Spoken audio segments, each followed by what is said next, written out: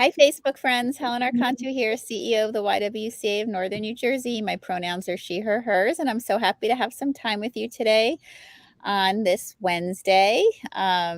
Looking a little gloomy in Northern New Jersey, depending where you are, maybe. But I'm always happy when we're having a conversation that involves a bake shop. And today, there's nothing better to me than treats and nothing, and take that even further, treats made with very special care and a great story. And that's what we have for you today. I'm so happy to introduce you to Miss Eleanor Bradley. She was an educator since 2003 and moved from Harlem to Hackensack and continued her love for learning by becoming a middle school English teacher and eventually moving up to Hackensack High School in 2012. In 2015, her husband developed an aversion to food that contained gluten, and then he talked to her about making some food for her that was gluten-free. So at that time, she really had no idea what that was and how to do that. But as we very often find, as women who are, advocates for those that they care for and love, and we all have to find our voice and way sometimes because of a calling. And Eleanor is no different. She heard that call from her husband. She did her research and a lot of trial and error, and ultimately she began making some amazing cookies. Her daughter suggested that she try to sell them for profit, and then she began to sell them at a local farmers market, and then made the leap into the wholesale world. In 2016, she opened Bradley Bake Shop in Bogota, where she offers a full array of gluten-free baked goods, which include sweets and savories, dairy-free, vegan, keto, and sugar-free foods, and baked goods. And my goodness, what a find that we get to share Eleanor's story today. Not only because it is a great story about a woman entrepreneur, but because this is really almost a lifeline for folks who are living this way to know that Eleanor's company exists. So welcome, Eleanor. So happy to have you with us today. Hi, it's great to be here. So, your story reminds me so much of so many of the stories that we hear from women entrepreneurs, at the YW. They basically heard a calling because of something that was happening to someone in their life or themselves. And, they answered it, and it put them on a trajectory that they never would have expected. And they learned skills they never knew that they, needed. And, you know, they have a story to tell for it. And so I am so appreciative of you sharing your journey, because again, I think sometimes it's hard when you kind of hear that call. Sometimes it gets overwhelming to think about, can I do it? Um, and it's so great to hear stories of folks that have, and then what they've done with it, to inspire us and help us, feel that empowerment for ourselves. So thank you so much for being with us today. Thank you for having me. So you did a huge shift in worlds. Yeah. You were an educator, which of course could not be a more important job. And you were, again, a career educator. And then you made this shift into small business owner, and on top of that, baker. Um, what was that like for you? Kind of jumping into such a different world. I mean, did you bake at home before this? I mean, was that something you always loved and did? Yeah, I found baking and cooking. Cooking was I think, my real passion. My mother was a cook and a baker. She had taken a culinary arts uh, program to become a caterer. And people would pay her to make cakes because she was just amazing. I could make a cake to save my life. I could make a cookie. There was something about baking that was elusive. You know, baking is a science.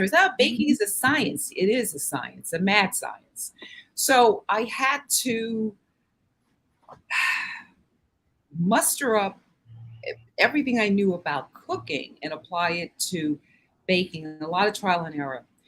If my husband hadn't gotten sick from eating gluten, there's no way I would have ventured into gluten free baking because it's very, very challenging. Um, but, necessity is the mother of invention. Mm. So I went into the kitchen in 2000 and I want to say 2015, and I just started, you know, baking and making stuff and throwing stuff out until I think I finally got it right.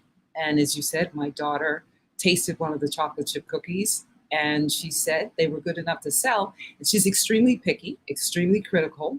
So if she said they were good enough to sell, then I knew we had something. So because I'm off during the summers, um, I did some research, talked to a friend about selling, and she says, "Why don't you try farmers markets?" And I did that, and people were lining up to get our cookies, which by the way were terrible at the time. I mean, they were they tasted good, really good, but gluten because there's no gluten in gluten-free products, it has no structure. So Mm. the cookies would bend. They would bend in the heat. You're outside, it's 90 plus degrees in the summertime, sometimes in Bergen County and all over New Jersey. And it was a mess. And then I learned that you have to add something in order to create structure. And once I did that, then we were on to something. So it was a game changer. Anyway, slowly I learned how to navigate the gluten-free world, and we decided, my husband and I, to open up a shop. And it was serendipitous. We found this place in Bogota. It had been sitting empty for about 3 years, and the rent was really cheap, $1 square foot. And we started baking for stores. We were selling wholesale. And my husband, who's my right arm, my left foot, my brain, half the time, he was right there with me for this entire journey. He would do all of the delivery. He'd be in the kitchen making the cookies with me. It was grueling. It was a lot of work because I was still working as a teacher. And until I decided, you know what, I can't do this and teach at the same time. I've been teaching since 1986, starting in New York City. I came here in 2003 in Hackensack, New Jersey. And I said, if I don't leave, this was in 2017, if I don't retire, I'm not going to have a business because I'm always closed. And people have come by and said, we thought you were closed permanently because you're never open. So I said, I have to stay open. I can't afford to hire anyone to open for me while I'm at work. So that's what happened. We started making cookies just for King supermarkets and Market Basket in Franklin Lakes. We were in North Halden. We sold to a high-end bakery, or restaurant rather, in Dumbo, Brooklyn, but we were only doing wholesale. But we realized we couldn't make any money selling wholesale cookies, to restaurants and stores. So people came in and called and said, "Do you make cakes?" I said, "Yeah." I couldn't make a cake. I'd never made a cake in my life. If I did, the cake had have a little sway back. It will have a little dip in it. It tasted good, didn't look good. So after a lot of practice, a lot of customers calling me up for things that I did not know how to make, um, I would make them 2 or 3 times. They'd up in the garbage. The third time was usually a charm, and that's the cake I would sell to the customer. And I made just about everything that way. I'd make it 2 or 3 times. The third time, I would finally get it, Yeah. and then I'd have a product. So to sell, but think about all the money I wasted trying to get that one product out. But it worked. It was on the job training without a trainer.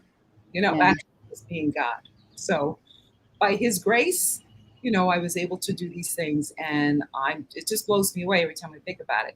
Where I came from, not knowing anything about baking other than what I did at home, and to the point where I've made wedding cakes, and yeah, and that's a workout. You want to So, work? I'm thinking about your business though, and I'm thinking that the amazing thing about the transition that you did, it's not only that you embraced clearly all the science and the art to baking, whether it was cookies or cakes or, all that you've launched into at this point. But it's also the business part of it. Yeah. That is a whole another art Yeah. and science, That's as well, which I don't know for an educator. I mean, how did you get comfortable in that space too? And how did you develop the skills that you needed to be able to launch and market and engage in that sector? well, in teaching, you have to use spreadsheets and you must use a computer. So I was familiar with those two things. So Mhm. okay, that's you know a plus as an educator going into any business. Working with numbers, not so much, but I do all the bill paying at home. Mm, So I've been relegated to take care of all that. So budgeting and keeping track of inventory, etc. In school, you have to keep track of books. You have to keep track of files and all kinds of other administrative things. So, and I also have two master's degrees. I have one in school administration. So I've learned how to do these things as a teacher. mm, This is different, but keeping track of money is keeping track of money. And today, because technology is so far advanced, they have these apps and programs that where everything is really created for you, and basically all you need to do is input figures or press a button, and it's done. You just have to keep up with the numbers, and so it wasn't as daunting as it could have been.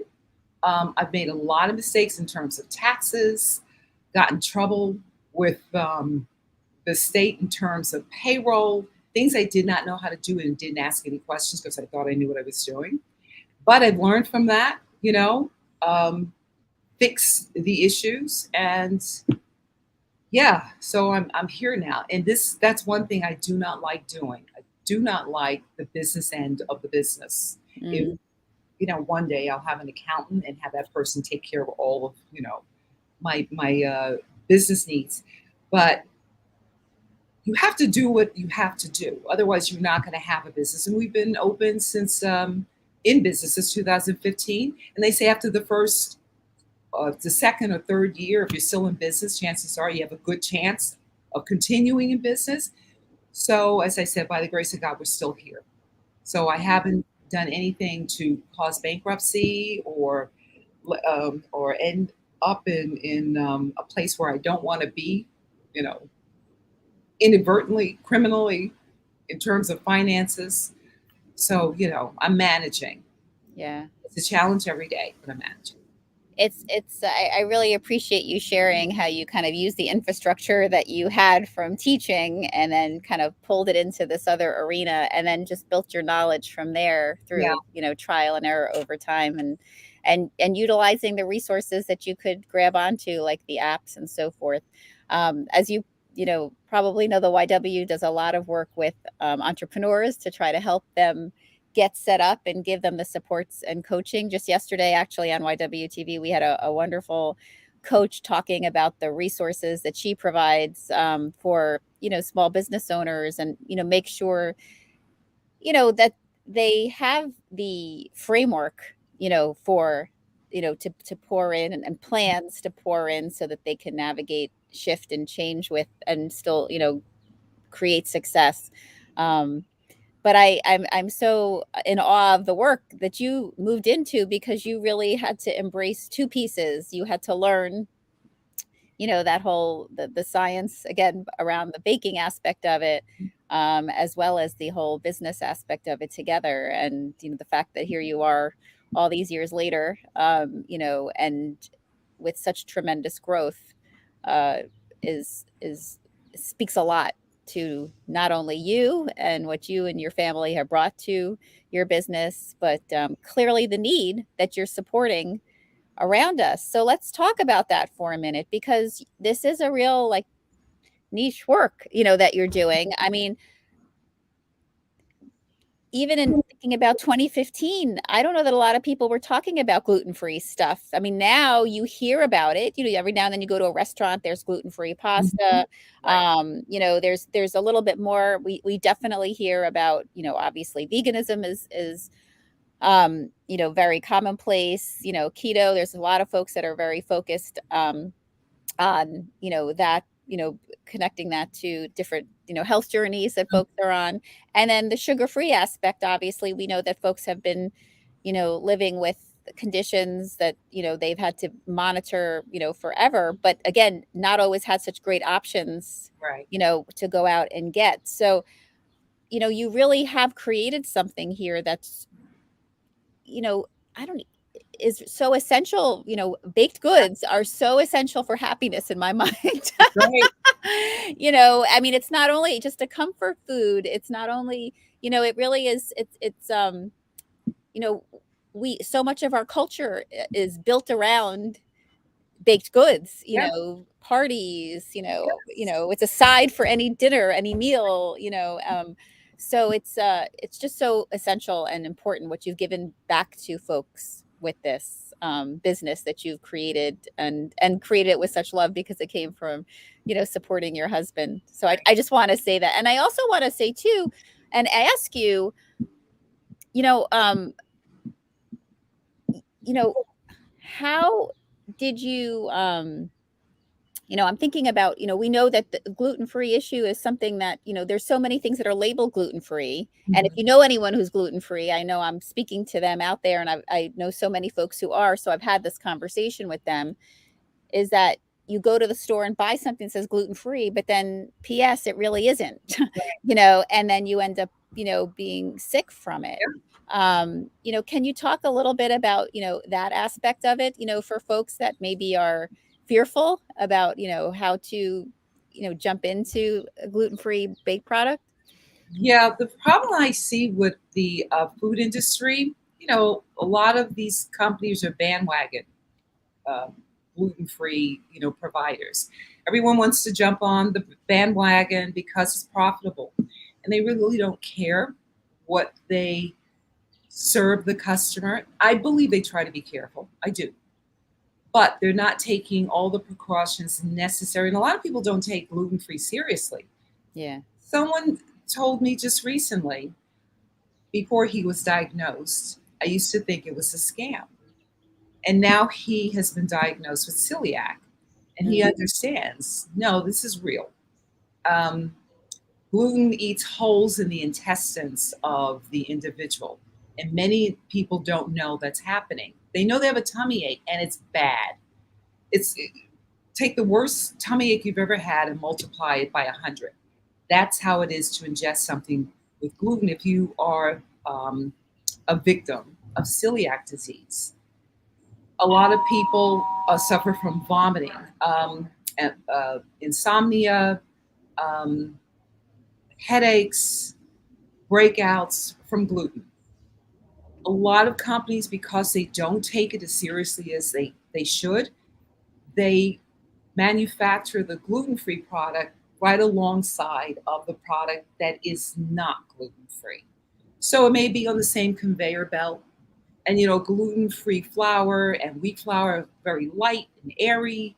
It settles into the gluten flour will settle on top of maybe the gluten-free flour. So causing contamination. They don't mean to cause contamination, but it happens. Here we have one kitchen and it's 100% gluten free. There is absolutely no flour, gluten flour in our shop, nor is it allowed in our shop. Um, People can rest assured that anything they get from here is 100% gluten free. I've never ever had a complaint in the 7+ years we've been here about our product making anyone sick or causing any kind of discomfort because I'm extremely careful. So if you make sure that you are producing a product with integrity, then you're going to have a product that is 100% gluten free that will not cause someone to get sick. And by the way, we use non GMO and or organic whenever we can find ingredients. I like to cook with the stuff that I like to eat. So if I'm not eating junk, I'm not giving my customers junk either. Mm. So yeah, and I'm very particular about that. And the proof is in the pudding. If you read some of our reviews on Google, you'll see people really enjoy the product because it just tastes like a cake. It Yeah. doesn't taste like a gluten-free cake. It tastes like a cake or a cookie or a cupcake or an empanada or whatever. Yeah. Yeah, I recently had a friend who is gluten free celebrate a birthday, and she invited lots of friends over and asked everyone to bring a gluten free Oh, okay. dessert Mhm. because she's gluten free and obviously for her birthday. So, the reality of it is it's wonderful to know, and your reviews definitely are a testament to this, that you have created something that even for someone who isn't gluten free, they can fully enjoy it and, are being able to be supportive of that person in their life who is gluten free, at the same time and not feel like that they've given anything up, in the Right. process. So tell us, what are your best sellers at the bakery? I mean, what obviously you've been doing this for years. You've Yeah. created a whole menu of items. Yes. Um, Our empanadas fly out of the store. So whether they're gluten free, whether people are gluten free or not, they love the empanadas. We make them with grass fed organic beef and organic chicken. I also make a vegan empanada, which is made from um, the Impossible Burger, mhm, and I also use a tofu product for the chicken, which actually tastes like chicken. So the empanadas are, I think, our number one seller in terms of savory. Our chocolate cake and our carrot cake are our number one sellers for cakes in the store. Um, yeah, so I would say the chocolate and carrot cakes, and that goes for the sugar-free ones as well. So when people choose a cake, they generally mhm. choose the carrot or the chocolate cake. Yeah. Oh, we Well, also have dairy free. 70% of the country's population is dairy free. They have a dairy intolerance yeah. or allergy. So many of our products are dairy free, or if you can't find it in our store, we make it for you. It's not even an issue. Dairy free, egg free, soy free, nut free, whatever the request is, we can make you a product that's just as good as any cake that you had that has those items. So Yeah, it's just so wonderful to know the resources here in our community for our viewers. I just want to make sure that you're noting the links that we have in the comments here, and also Protocol International, one of our wonderful friends there, is shooting out some love about knowing that there's your gluten-free bakery. oh, She's we saying ship. hello. She's a regular. Yeah, I know she's a regular, and singing your praises. So, folks, if you want to connect, learn more about Bradley Bake Shop, right here is the link so that you can go right to their website. You can also check them out on Facebook. We've got a link there for you as well. So, you've done so much, and obviously, the menu has grown so much over the years. You've launched into all, these different places. You said two things I want to ask you about. So, one, you said that the stuff flies off the shelves. Is it best for people to call and order in advance, or just drop in and purchase, or do both? What do you recommend so people can make sure that they get to try all the greatness? Calling and placing an order for pickup helps. That ensures that you're going to have your order. Yeah. You can definitely walk in and order your food at that point.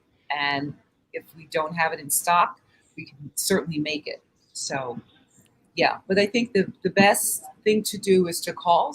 And a lot of people do that. They want to make sure that it's available when they arrive. And sometimes they want a cake, and I tell them, well, it's here now. Yeah. It may not be here this afternoon when you get off from work. So if you want to reserve it, then you can place your order right now. So, yeah, that works. We also ship. We Oh, ship overnight. So the tri-state area, we ship cakes via UPS.